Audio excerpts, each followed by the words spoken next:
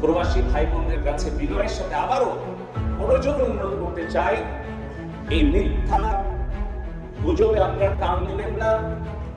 আমাদের দেশের সম্পদ, আমাদের সরকারের যত অবকাঠামো, এগুলো কিন্তু আপনাদের রেমিটেন্সের পয়সা, দেশের কৃষক, শ্রমিক, ব্যবসায়ী সকলের ট্যাক্সের পয়সা দিয়ে তৈরি।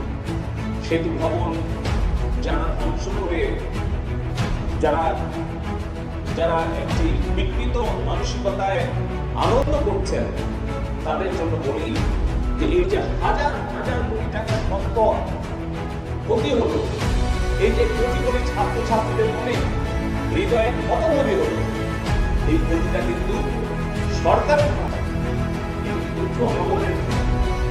এই এলিভেটেড এক্সপ্রেসওয়ে, এই মেট্রো রেল, পদ্মা সেতু, এটা সেন্টার বাংলাদেশের যত কিছু অবকাঠামো তার ক্ষতি হলে এটা দেশের ক্ষতি হলে রেমিটেন্স যারা পাঠানোর বিরুদ্ধে অবদান চালাচ্ছেন, রেমিটেন্স আপনারা যদি বাংলাদেশে 6 মাস না পাঠান বা আপনারা যদি বৈধ পথে না পাঠান, এই ক্ষতিটা কার?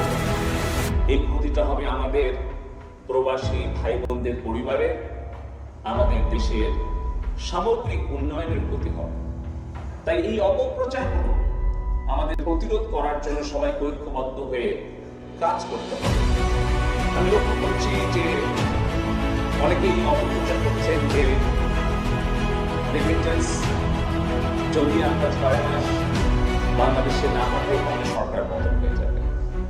একটাবার চিন্তা করেন যে নিজের ক্ষতি করে আরেকজনের ষড়যন্ত্রকে আপনারা সফল করবেন না।